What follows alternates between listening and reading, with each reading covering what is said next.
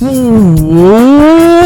everybody to the very first Couch Cast with your host Rick and the beautiful and sleepy Jerry freaking Roman.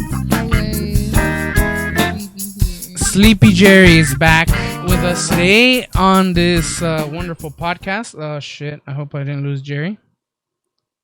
No, we're good. So we got a great show for you today.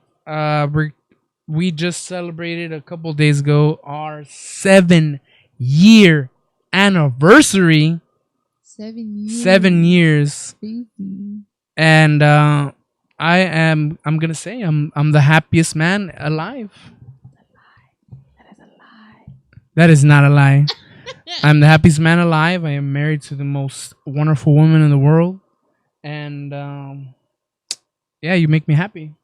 Aww. Every time I wake up, I'm glad to see your face. I'm glad to see your face too. I'm happy. So yeah. Same. Feeling is mutual. Feeling is mutual? Yeah. Anyways, guys, we've been married for 7 years. We've had a kid for 5. And yeah, another one is on the way. I'm just kidding. I'm totally kidding. I was like, totally kidding. Wait, with who? Because I wonder. I wonder if we tricked anybody with that one. So yes, 7 years. My dad's probably thinking like, what? What? Your sister. Oh, I know, my sister too. She's like, should have texted me and be like, so yeah, 7 years, guys, and we're happily married. It doesn't even feel like 7 years. It feels like it's been like a year or less. Don't you think? It feels young. It feels like we just got married. Yeah, I feel like I just got married. As your dad said, he's been married for going on 47 years. He said, I'm going on 47 years, but it feels like 2 weeks underwater. Your dad's a clown, I swear. Dad. But yes, guys. I think that's where I get my sense of humor. Probably. Definitely. Mrs. What do you call it? Put the ball in your court. Me and my metaphors. Rick hates my metaphors. He makes fun of them all the time. I remember I told him that the ball's in your court and he like would not drop it. Like, oh yeah, the ball's in my court, eh? Everything was like making fun of me for every little metaphor that I said. Yeah. So, being that we're married for 7 years, there are things that come up all the time that, you know, in a relationship, you will have times where you are pretty upset with your partner. And I think that we do an excellent job of being able to tolerate each other. Well, I mean, obviously you have to tolerate each other because I'm pretty sure I do some stuff that pisses you off or bothers you, and as you do stuff that bothers me and not necessarily pisses me off. What are you talking about? I'm an angel. I don't do anything. Like when you leave your freaking blow dryer just hanging out and the wire just hanging out everywhere. What? It likes to hang out. And you don't put it away. And there are some things that you don't like what I do. Yeah. You know, like maybe having stanky ass feet.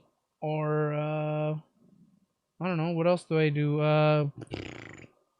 You always drop things. You're like Butterfingers. Oh yeah, I'm like Butterfingers. I'm dropping my drink. Like right now, I had a not big. I didn't put a lot of lemonade in there, but I had a nice cup of lemonade. I almost dropped it once. I flipped it with my finger, and I saved it. I put it back on the table, and I don't know. I was trying to get Jerry's attention, and I ended up knocking it over again within like a 5-second span. I think what I'm so glad we have a carpet cleaner. I think what helps us, I know, but I think that the thing that helps us is that we're not afraid to laugh at each other.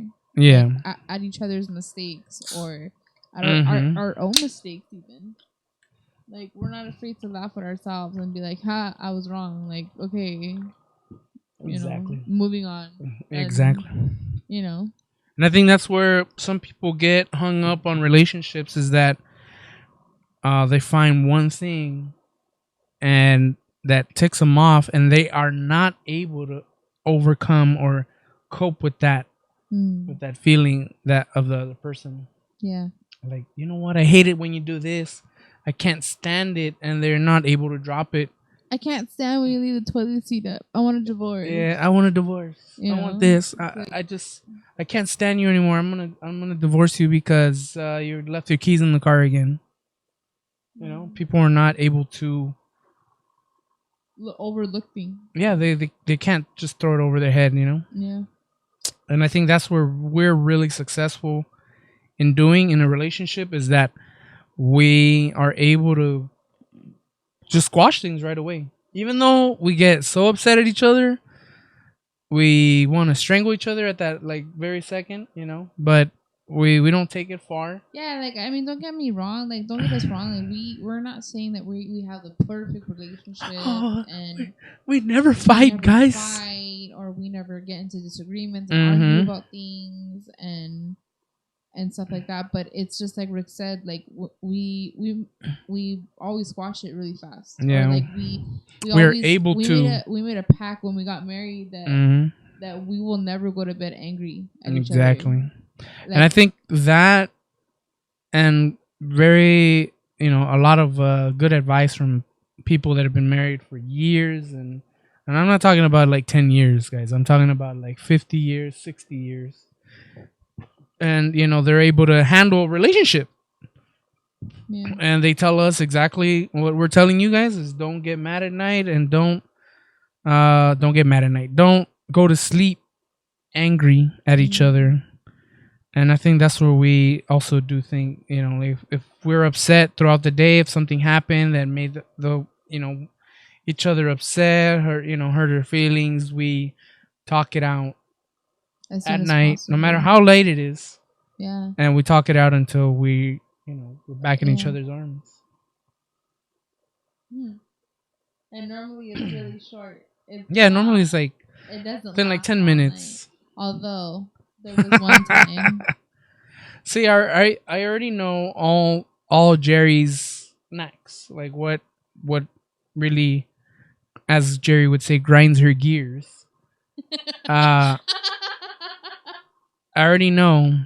If she's having a bad day and something else happens bad, I know she can be, like a firework, just but I have to be the one to be able to, hey, chill, it's not that bad.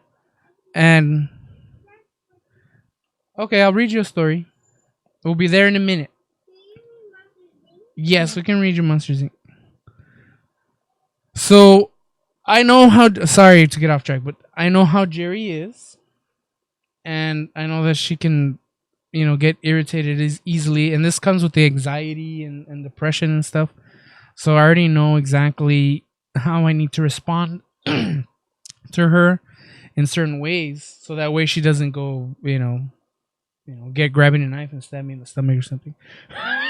You know what I mean? I'm not like that. Not like that, but I'm saying how to calm her. How to diffuse the situation. Yeah, how to diffuse her put and me at, back at it's not that serious. It's just throw it over your head. That's what I feel. I mean, I hate to sound cheesy, but Rick is my rock. If I have any shut up. I'm just kidding. If I have any problem or I'm stressing out or I'm facing anxiety or anything, like he said, he knows how to talk to me to kind of get my head back where it needs to be. Mm-hmm. And he does so in a loving way. He doesn't call me names, doesn't make fun of me, doesn't call me out for, doing this, that, or the other, that if I did something wrong. He tries to always be positive and uplift me and try to help me be kind to myself. Yeah. When I sometimes am not. Same thing, Jerry. Sometimes I get upset, really upset, where I'm just like, ah! That's kind of rare. But Jerry's able to calm down, just chill, and I'm just like, but I listen and I calm down. And I think that's where we are very good. And we're able to handle each other, and we're able to. I'm marrying my best friend. So. Yeah, we're best friends. Best friends. I bet.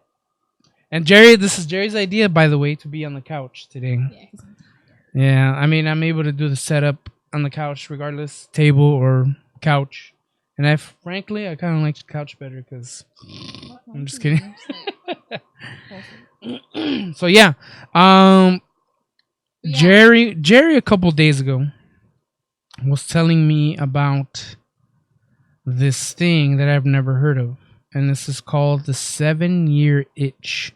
And the reason why I got to looking this up was because, like, you know how, like, each year of like marriage is like a symbol. I think it's like what the first year of marriage is like paper.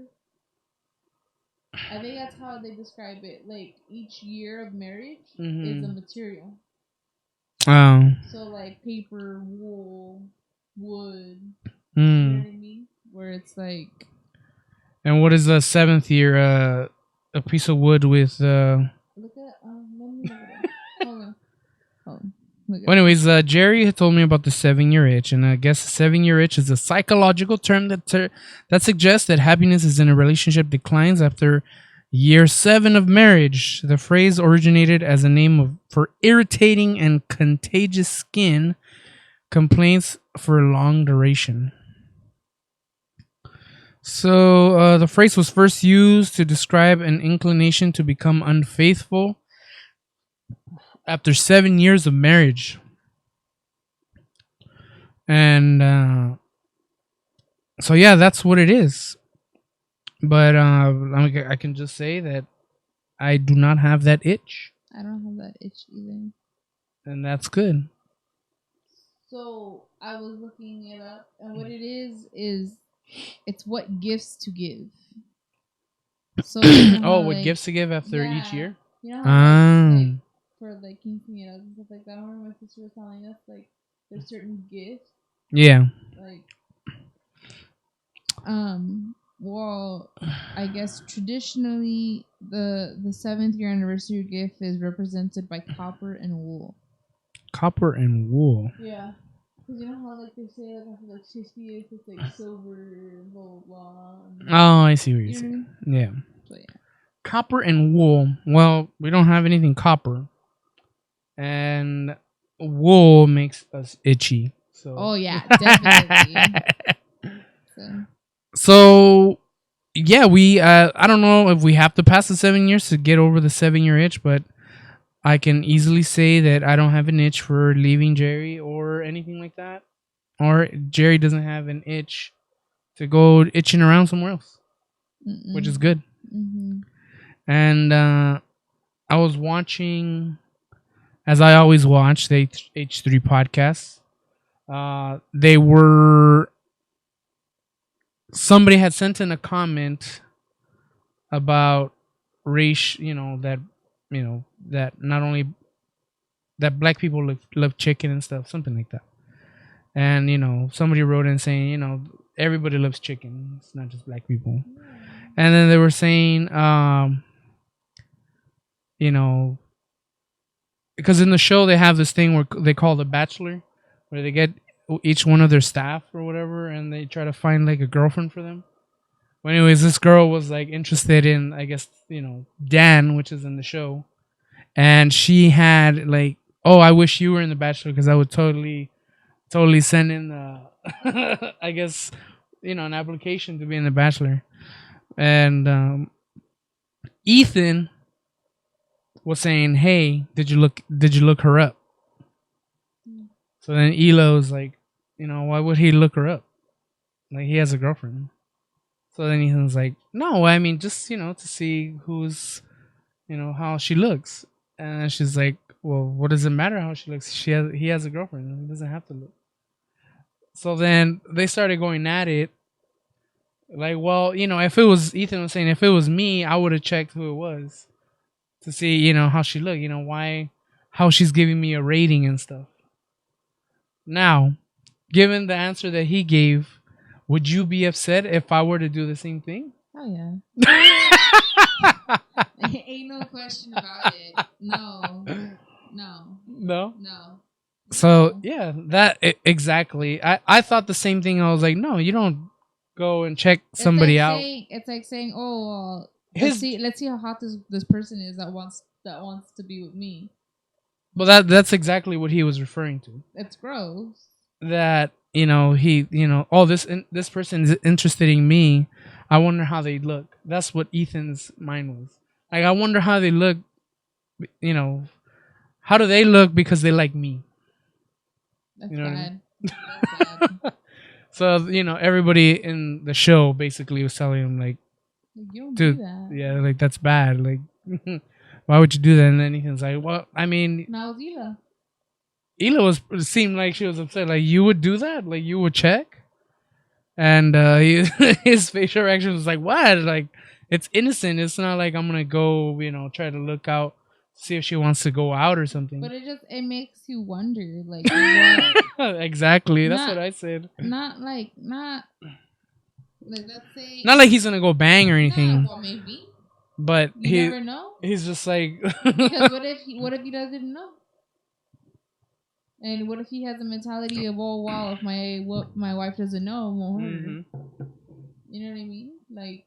And I thought it was pretty interesting because obviously it was our anniversary a few days ago, and I just thought about it. I was like, yeah, it's wrong to go and look, even if they send you like, if I were to get a message like, hey, I think you're pretty hot, I'm not gonna go over there and click and look to see how this person looks. You know what I mean? And it's remember you got one of those? You got a message a long time ago? Oh yeah, it was a girl. Yeah, she's like, oh, if you're gonna, because you made a comment about my wife killing me or me leaving my wife leaving me or something like that. No, I think it's like, oh, she's gonna kill me. Like, oh, if I do this, my wife's gonna kill me. Yeah. And then she said something of like, well, if your wife kills you, let me have her. Yeah. And I was like, whoa! And I told Jerry, hey, check this out. This girl's interested in you. I was like, oh gosh, no. Oh man, it was crazy. I don't know. I think when you do that, you're like, it's you're like mentally ready to cheat. It's like micro cheating. I would refer Yeah. to it. I think So it's mentally, because your mind is already starting to wonder, like, oh, I wonder how this person looks like. I wonder what she looks like, or I wonder what he looks like. Yeah. No, might as well cheat. So yes, guys, 7-year itch. If you guys have passed the 7-year itch, then you're great. Yeah. You guys are good. I always thought the 7-year itch was like you have no problems, not so much that like you cheat, but like. Well, in this case, they were saying about cheating. Like a lot more. I thought that it was more like disagreements. Like you have more bickering, which might potentially cause you to have the itch. Yeah. Sorry. So yeah. One thing that we did fall into when it comes to statistics is that after 2 years of marriage, it's pretty common that a married couple will have a baby. Oh, that's true. And after exactly after 2 years, on our exactly. Year anniversary, it just happened. After 2 years, 2-year anniversary, it was like bam. Yeah. And there he is. And I'm not complaining because I love my little boy. That's the only statistic that we fall under. That's crazy though. I know. That we had. I never thought we would have a kid that fast. Honestly. Me either. I wasn't planning on it. I thought it was gonna be like 5-6 years and then maybe. But you know what? In a way, I'm kind of glad that we did have him when we did. Because I was thinking, like, man, if I were to have the kid right now, I'm 34. My kid, when he's 18, I would be 42? No, 52? That's terrible. No, 52? No. No, not 52. 34, 6. No, yeah. Wait. If he's 32, No, he's if 32? I'm 34 and he was just born when he's 18, I'll be 52, right? Yeah, I'll be 52. Ugh. Hey, son, come and get me. That's terrible. Come pick me up. I need you to go get me some sorceries. Yep. Dang. So I'm kind of glad we had him when we had him because now he's 5. No, yeah, 5. And when he turns 18, I will be like crickets playing in my head. Cricket? You mean like Jiminy Cricket? Oh. Like my brain is like, I don't even know how old I would be. Old. But I know I'm not going to be 52 though. You're going to be 40. I mean 46? Yeah. 46, 48, or 47? Around that time. So I'm kind of glad that we did, so that way I can enjoy my baby boy. So as long as possible. Yeah. So yeah. The 7-year itch. It's crazy. That's cray. We also wanted to acknowledge that, you know, we feel for the families in Santa Clarita, and we hope that the 5 students that were shot, hopefully they made it. Oh, he killed 2 classmates. So I guess 2 classmates passed away, and the shooter shot himself in the school. Why? So if you want to take yourself out, just take you out. I'm not gonna research this kid, but all I know is that somebody did not do what they were supposed to do, which was to find out what's going on with the kid. So, yeah. So that's all we're gonna shed light on the shooting. Hopefully, the other 3 kids make it, and we wish them the best. 2 passed away. 3 are still. I thought he shot 5 students and killed 2. He shot 5. He killed 2. 3 are wounded, so they're in the hospital. And then he shot himself. So back on the topic of Popeyes, we found this other video by This Is Cool, yeah. But it's a YouTube video, so I don't know if he's the one that actually posted it. But we're going to watch this real quick. This is going to be graphic. So if you are under the age of 18, please turn off your video. Or if you're under the 18 and you want to watch it, well then go ahead. But we're not responsible. We are not responsible. So, on the last video, YouTube gave us a 18 plus rating. Yeah. Which is we're not on our last video, on our last podcast, I should say. So this is gonna be probably 18 plus rating too. So here we go, guys. This is another fight. This is called Popeye's Chicken Head Fight. Popeye's chicken head fight. So we don't know exactly what the context were of the situation, but all I know is that these ladies got in a little altercation in Popeyes. It doesn't show where it was at, but it's a fight, and we're gonna check it out.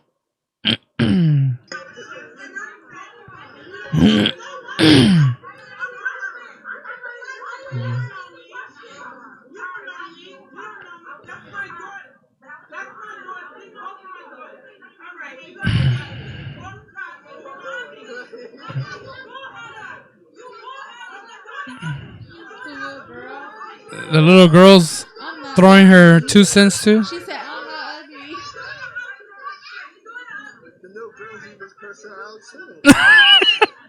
The commenter, oh, she threw her drink. That's it.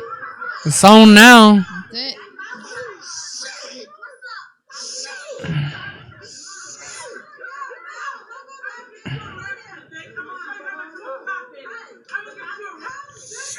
like how the lady has a chair with him. I know, and then the little girl's all the way in the back.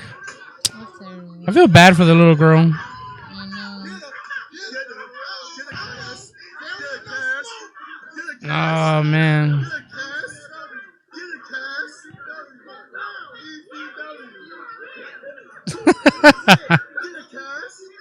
And the guys are just like instigating the whole thing.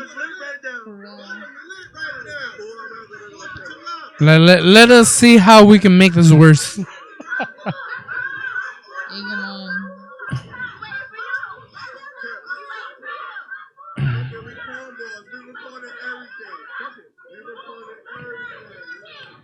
Man.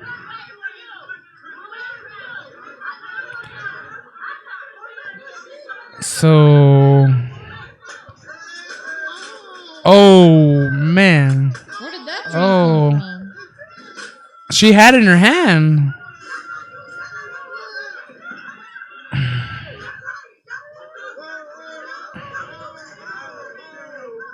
Man. And the guys are like running out.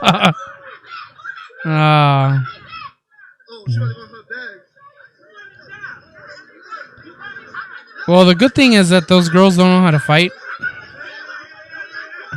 So the cop shows up, breaks them apart, and the other girl's still holding the other girl's hair. Before they can get rid of it.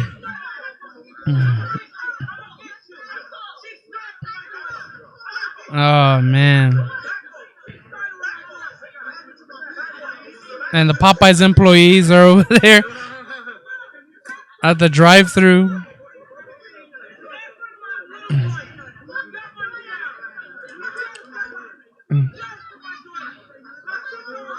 So I wonder what happened in the end, because obviously we don't know exactly what happened because the video ends. But I wonder if who got arrested in this situation, or did they just dismiss the whole thing? Yeah. Send everybody home. See, in a situation like that, if you're fighting, like if you're, engaging with somebody like that, even if they hit you, it's best not to engage. Because then, if something bad happens, then let's just say you accidentally push them. Or not accidentally push them, but let's just say that, me and this other person are fighting in the store. And they push me. So they instigated the attack. But then I push them and they fall and somehow break their neck. Then I'm guilty of manslaughter. Or second-degree murder. Terrible.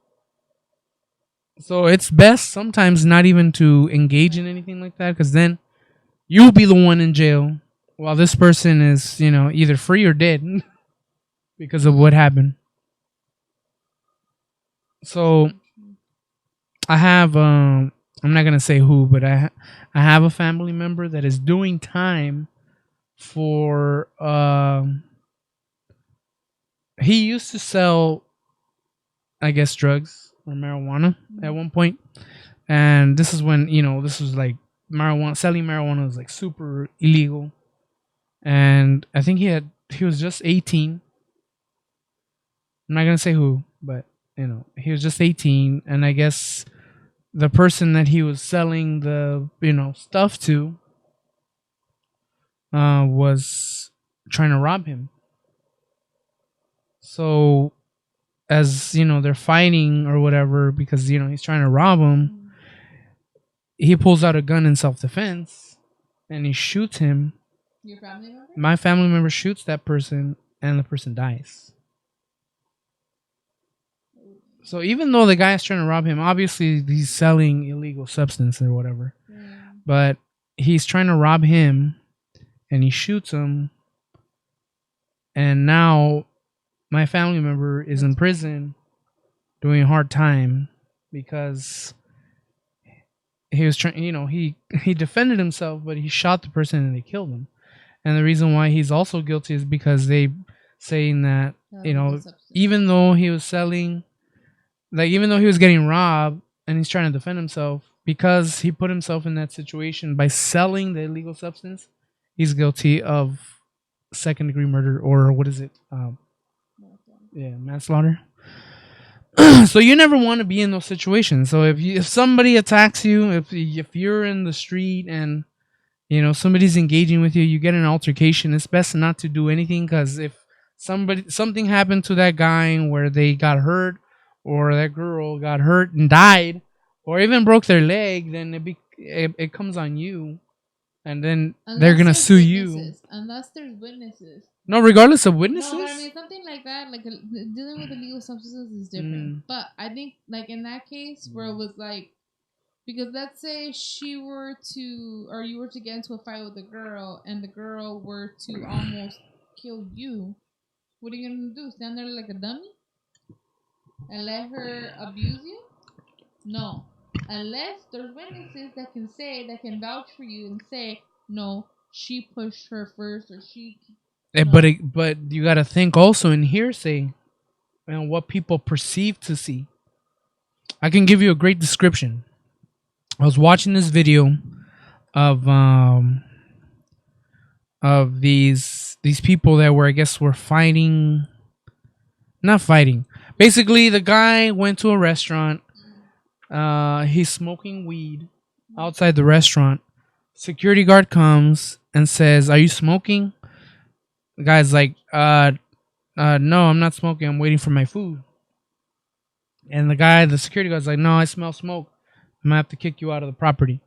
So he's taking him out of the property, and like, "No, I'm just waiting for my food. I'm waiting for my food."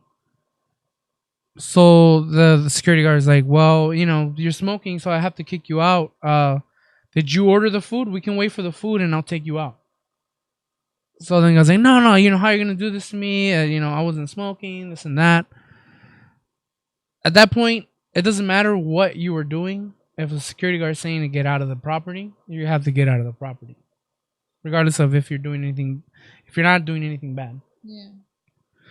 So, anyways, the security guard is like, "No, we gotta, you gotta go." So the guy starts mouthing off and starts screaming at the security guard, and I agree. Some security guards can be jerks, and they want to exercise their authority and stuff like that, but top flight. Exactly, top flight security. So the guy's mouthing off, so he's like, "I'm waiting for my girlfriend too, she's ordering food," and blah blah blah. He's telling you're effer, you mother effer. And then the security guard asked the girl, "Did he order food?" That girl's like, "No, he didn't order food, I ordered the food." So then, even more so, the security guard's like, "Well, I have to take you out because you didn't order food, she did." So he's trying to escort the guy out, and he's not touching him at all. Security guard is like not like putting his hands on him. So the security guard turns to talk to the girlfriend for a second. "So you're gonna get the food?" And here comes the boyfriend and throws a punch at the security guard. So at that point, the security guard, obviously, boom, right away starts getting on the guy to be able to handcuff him, to bring him into the office. Because at that point, once he assaults him, he can hold him until the cops come, so they could take him. So yeah, he's going at it with the security guard, and the people around that little area, because the cops came in, and it shows each time the cop interviews different people, and even though the security guard was in the right by kicking the guy out because he was smoking, but the people around the area were saying, "Oh no, the security guard's just being a D. He's the one that started it. He's the one that was pushing the guy." But clearly in the video, you see that, because they go through the security cameras, he didn't even touch the guy. He was telling me, "You gotta go, you gotta go." But even though people didn't see the security guard pushing the guy, they were saying that the security guard was pushing the guy. Yeah. So it's all hearsay, and it's all whatever people want to believe, whatever they want to believe, especially if they've already dealt with some type of security in that way. They already feel ill will towards that person. So even though you're not guilty, if somebody says that you are, you're screwed. That's so. So it's best not to go into any altercations. If you're at Popeyes, Do not fight with anybody. It's just a chicken sandwich. It's just a chicken sandwich. Okay. So I want to know the whole story. Hopefully, they come out with a story saying what's going on. No. That'd be cool. Yeah, because they catch it in the middle and then that's it. Yeah. So let's see how many minutes we're in. That's pretty good. 36 minutes. It's not bad. So you got anything else to add? No, that's it. Well, I do. I'm just gonna say that I love you, and you make me the happiest man in the world. And thank you, and happy anniversary, baby. I love you. Anything else to add? Sure. Since you're making special art in the book, medications over here, I just want to tell you that Sam, I love you, and I appreciate everything that you do for us and for me. And don't cry. Just messing around. And look, check this out, guys. You're the love of my life. This is a photo hardly anybody has seen. Yeah. This is our wedding photo because we had to elope. And this is it. And I love you. Damn, look how skinny I was. Damn, look how skinny I was. Man, I wish I could go back to that. We look like babies. I know. We look like teenagers. Teenagers in love. Yeah. But yeah, I love you. Yeah. Happy anniversary. Even though it was a couple days ago. I know. We always tend to say it like for like a week after. No, what do you mean? What are you talking about? A whole month? We're like, happy anniversary month.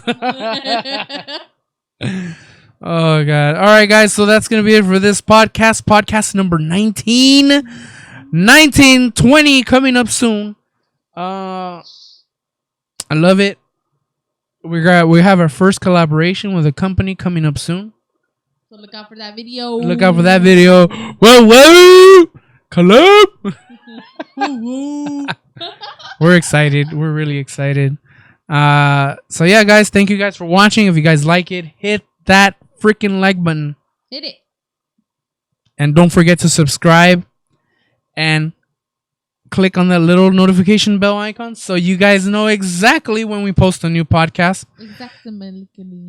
And you guys will know exactly when we have a new video. Like today, I posted a headlight restoration that we did on our recently acquired 2006 Ford Escape Hybrid. So hit that little bell. You'll be notified exactly when we post a new video. And yes, we want to thank you guys for watching. Thank you to all the new subscribers. Thank you, Frank Wynn, for subscribing. I know you're my buddy. And thank you for subscribing. We'll catch you guys on the next podcast or next video. Peace. Now, hopefully, Jerry dances this time. I'm gonna dance my dreams, yeah. Dance. Dance with your eyes closed. Just like swaying back and forth. Yeah, it feels good. Look at Jerry's eyes. Dude, I'm so tired. Look at Jerry's eyes. She looks like she's been smoking 20 pounds of reefer. I have. It's called being mom. It's called mom life. Mom life. So yes, guys, thank you guys for watching. Peace.